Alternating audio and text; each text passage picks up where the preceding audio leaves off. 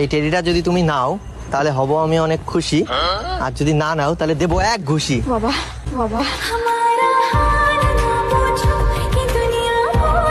ভালোভাবে এনে দিচ্ছি খুশিতে, আর নেবেই না। নাও নাও নাও, তাড়াতাড়ি তাড়াতাড়ি তাড়াতাড়ি।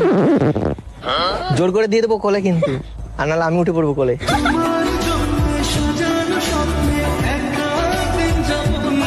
তোমার বয়স অল্প, তাহলে এখন আমরা করি গল্প।